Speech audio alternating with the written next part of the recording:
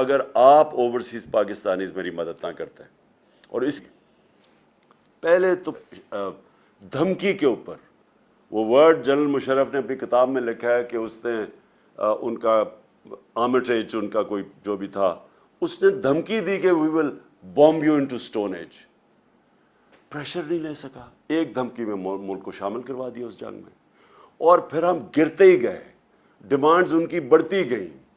پہلے تو کہا تھا لوجسٹکل سپورٹ دینی ہے, پھر ہم نے پوری اپنی ان کے کہنے پہ فوج بھجوا دی قبائلی علاقے میں, اور اس کے بعد جو پھر پاکستان میں ہوا. آپ یاد رکھیں قبائلی علاقے سے ساری افغان جہاد لڑی گئی تھی. جب ہم نے ان کی پہلے مدد کی تھی سوویت یونین اگینسٹ, تو ساری جہاد قبائلی علاقے سے لڑی گئی تھی. تو قبائلی علاقے کے لوگوں کو ہم نے کہا تھا کہ جہاد بہت اچھی چیز ہے, جب ایک ہمارے ہمسائے ملک میں فورن آکوپیشن ہوئی تو اس کے خلاف لڑنا جہاد ہے. اب جب امریکن وہاں پہنچ گئے تو اب ہم انہی لوگوں کو کہہ رہے ہیں کہ ان کے خلاف جہاد تھی, سوویٹس کے خلاف اب دہشت گردی ہے. اس کا نتیجہ کیا ہوا؟ کیا وہ روبوٹس تو نہیں تھے؟ ان کو ہم نے پہلے جہاد کے لیے تیار کیا, اور اب ہم کہہ رہے ہیں کہ یہ ٹیررزم ہے, وہ ہمارے خلاف ہو گئے. اور پاکستان نے سب سے بھاری قیمت ادا کی امریکہ کی وار آن ٹیرر میں شرکت کرنے کی. باقی نیٹو الائز بھی تھے, کسی کوئی یعنی سارے نیٹو الائز اور امریکنز جتنے فوجی اس کے اندر مارے گئے وار آن ٹیرر میں افغانستان اور افغانستان میں, ان ساروں کو سب کو اکٹھا بھی کر لو تو اسے 3 گنا زیادہ پاکستانی فوجی مارے گئے, ہمارے فوجی شہید ہوئے, اور 80,000 پاکستانی جانیں گئیں, ملک تباہ ہو گیا. تو میرا سارا کنٹینشن یہ تھی کہ ہماری فورن پالیسی ہونی چاہیے پاکستانیوں کے لیے, ہماری بہتری کے لیے. ہمیں اپنے ملک کو قربان نہیں کرنا چاہیے کسی اور کی فورن پالیسی آبجیکٹیوز کے لیے. یہاں پرابلم شروع ہو گیا. تو پھر چائنا کے اوپر بھی ہم چاہتے, ہمارا نیبر ہے, ہمارے اچھے تعلقات ہیں, ہم چاہتے تھے کہ آگے رائزنگ پاور ہے, ہمارا انٹرسٹ ہے کہ ہمارے ان سے اچھے تعلقات ہوں. ادھر بھی پرابلم آیا. اور پھر روس میں جب انویٹیشن ملا تو اب ہم کیوں چاہ رہے تھے, ہمارا تو بڑی پہلے سے کوشش ہو رہی تھی کہ رشیا ہمارے ساتھ تعلقات اچھے ہو, کیونکہ کولڈ وار کے بعد ہمارے, اور جو ہم نے امریکہ کا ساتھ دیا سوویٹس کے اگینسٹ افغانستان میں, تو ہمارے تو تعلقات کبھی بھی ٹھیک نہیں تھے. تو یہ پہلی دفعہ ہم نے کوشش کی, کیونکہ ہمیں بڑا فائدہ ہے, خاص طور پہ گیس کا آگے, اور ہماری پہلے سے حکومتیں یہ گیس پائپ لائن کی بات کر رہی تھیں, اور یہاں گیس ختم ہوتی جا رہی ہے. اور دوسرا پھر ہم نے گندم امپورٹ کرنی تھی ان سے, اور وہاں ہم نے ان سے طے کیا کہ تیل 30% کم قیمت پہ ہمیں تیل مل رہا تھا. تو ہم نے ان سے نیگوشیٹ کرنا تھا اپنے لوگوں کی بہتری کے لیے. ہندوستان نے نیگوشیٹ کیا اور سستا تیل منگوا رہا ہے روس سے, جبکہ ہندوستان کی اسٹریٹجک الائنس ہے امریکہ کے ساتھ. تو اس کے اوپر وہ ناراض ہو گئے. اور پھر جب بیسز کی بات آئی کہ جی افغانستان اب جب ایویکویٹ کیا تو ہم آگے جو بیسز ہوں, ہم یہاں سے اگر کوئی ٹیررزم افغانستان میں تو کنڈکٹ کیا جائے, بالکل ان ایکسیپٹیبل ہے. ہم پہلے 80,000 لوگ مروا بیٹھے, کسی نے اپریشیٹ نہیں کیا, بلکہ افغانستان کو کئی ان کے پولیٹیشنز نے بلیم کیا کہ پاکستان کی وجہ سے ہم افغانستان میں کامیاب نہیں ہوئے. یعنی اتنا بڑا جھوٹ کہ ہماری وجہ سے کامیاب نہیں ہوئے. تو پہلے ہمیں بلیم بھی کیا, ہمارا اپریشیٹ بھی نہیں کیا, ہمارے ملک کی بھی تباہی ہو گئی, قبائلی علاقہ اجڑ گیا,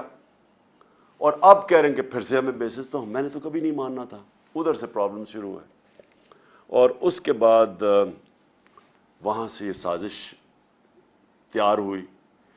بجلی کی قیمتیں بڑھا دی ہیں انہوں نے, گھی ریکارڈ قیمت پہ, ہر چیز کی قیمت بڑھ گئی ہے. اب کیوں نہیں مائک پکڑ کے لوگوں کے پاس جا رہے جی کہ بتائیں جی کیا حالات ہیں اپنے؟ اب کیوں نہیں پوچھتے؟ ہمارے تھوڑا سا اتنا سا قیمت بڑھتی تھی, جا کے مائک پکڑ کے لوگوں سے کہتے تھے جی دیکھیں گورنمنٹ نے تباہ کر دیا, کدھر ہے نیا پاکستان. پیسہ چلا تھا اس کے اوپر,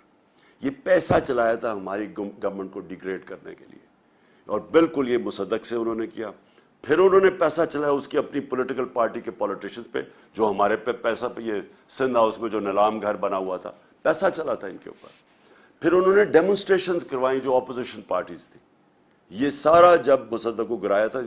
آخر میں جب مداخلت ہونے سے پہلے یہ سب کچھ کیا تھا انہوں نے بھی. لانگ مارچ, کبھی فضل الرحمان آ رہا ہے لانگ مارچ, کبھی وہ بلاول آ رہا ہے سندھ سے لے کر لوگوں کو، وہ ساری فیل ہو گئی کیونکہ لوگ ان کے ساتھ ہی نہیں تھے۔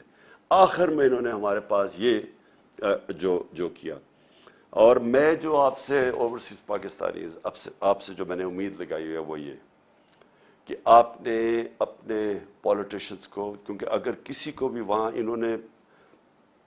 پتہ نہیں چلنا چاہیے پاکستان کی جو نیوز ہے، باہر نکلنے نہیں دی کہ یہ ہوا کیا پاکستان سے، وہاں باہر بتایا جی عمران خان بڑا انپاپولر ہو گیا تھا، دیکھیں جی اس کو گرا دیا۔ انہوں نے کوئی یہ نہیں بتا رہا کہ ہمارے پاس وہ جو میں نے اس کو ڈی کلاسیفائی کر کے وہ جو ڈاکیومنٹ ہے جو سائبر ہے، جو مراسلہ ہے، جو ہمارے ایمبیسڈر نے بھیجا، جو 2 دفعہ نیشنل سیکورٹی کونسل کے سامنے پریزنٹ ہوا، جس کے اندر واضح یہ ساری چیزیں ایمبیسڈر نے خود کنفرم کیا کہ کس طرح کی دھمکی دی گئی تھی، اور پتہ تھا ان کو کہ نو کانفیڈنس موشن آ رہی ہے، اور ان کو اور اس کے اوپر دھمکی دی کہ اس کو کامیاب کرنا ہے۔ تو اب تو کلیئر ہو گیا سب کچھ، اب تو ان کو بھی ماننا پڑا کہ جناب وہ سارا کچھ اوتھینٹک ہے، لیکن باہر نہیں پتا، آپ کے یورپ میں نہیں پتا، انگلینڈ میں نہیں پتا، انہوں نے سپریس کیا ہوا ہے، وہ بھی ان کی بھی میڈیا ان کی اسٹیٹ پالیسیز کے ساتھ رہتے ہیں، اور انہوں نے کہا ہوگا کہ یہ بھی ہمارے نیشنل انٹرسٹ میں، لیکن آپ کو کم از کم یہ پوچھنا چاہیے اپنے پولیٹیشین سے، لوگوں کو لکھنا چاہیے، لیٹر لکھنا چاہیے کہ یہ جو ہوا ہے یہ کیا یہ آپ الاؤ کریں گے اپنے ملک میں؟ کیا ہندوستان میں آپ کریں گے؟ یہ ایک 22 کروڑ لوگوں کے ملک میں یہ جو انہوں نے کیا ہے، کم از کم آپ کو letter to the editors campaign, اب تو سوشل میڈیا کیمپین آپ کر سکتے ہیں، آپ پلیز اس کے اندر ضرور شرکت کریں، کیونکہ وہاں آپ کی آواز اثر کرتی ہے، لوگوں کو افیکٹ کرتی ہے، لوگوں کو پتہ ہے جب ایک آپ پوری کیمپین چلاتے ہیں، اور میں کہہ رہا ہوں سوشل میڈیا پہ کیمپین چلائے، لیکن آواز ضرور اپارٹ فرام پروٹیسٹ جو آپ نے کیے یہ ضرور کریں۔ دوسری چیز ہم نے تو یہ ایکسیپٹ کبھی نہیں کرنا، میں نے ابھی جلسے کر رہا ہوں، لیکن میں انشاءاللہ 20 تاریخ کے بعد کال دوں گا اسلام آباد کی، اور میں یہ میری 26 سال کی پبلک ڈیلنگ کے اندر یہ میرا تجربہ ہے کہ کبھی پاکستان کی تاریخ میں اتنی بڑی پبلک نہیں نکلے گی جو انشاءاللہ اسلام آباد پہنچے گی، اور میں نے کبھی پبلک میں اتنا شعور اور بیداری نہیں دیکھی جو آج پاکستانی قوم میں ہے، میں نے کبھی پاکستانی قوم کو اتنا متحد نہیں دیکھا، صرف میں نے ایک دفعہ 1965 وار میں دیکھا تھا، میں 13-14 سال کا تھا، مجھے ابھی بھی یاد ہے کہ کس طرح ساری قوم اکٹھی ہو گئی تھی،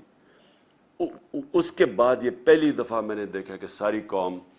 اکٹھی ہو گئی ہے ایک چیز کے اوپر کہ غلامی نامنظور، امپورٹڈ حکومت نامنظور، یہ ساری پاکستانی قوم میں نعرہ چل پڑا ہے۔ انہوں نے اتنی بے شرمی کی کہ وہاں ان کو آوازیں لگ گئیں جا کے مدینہ کے اندر، اور ہمارے اوپر کیسز کر دیے، بلاسفمی کیسز کر دیے، سوچے کہ کچھ شرم نہیں آتی کہ اس کے اوپر ہمارا یہاں شب دعا ہو رہی تھی، ہمیں پتہ ہی نہیں ہے کہ یہ پہنچے ہوئے مدینہ، اور اس وقت انہوں نے ہمارے اوپر کیسز کیا، اور شیخ رشید کے بھتیجے کو انہوں نے پکڑ کے جیل میں ڈال دیے۔ یہ ہے وہ حکومت جو لے کے آئے ہیں، کرمنلز کی حکومت ہے، انہوں نے ساری زندگی یہ کیے، جھوٹے کیسز، مخالفین کے خلاف ڈرانا دھمکانا، اور جو نہ ڈرے اس کو خرید لاؤ، یا خریدو، اور یا پھر تو انہوں نے وہ جو کیسز کیے،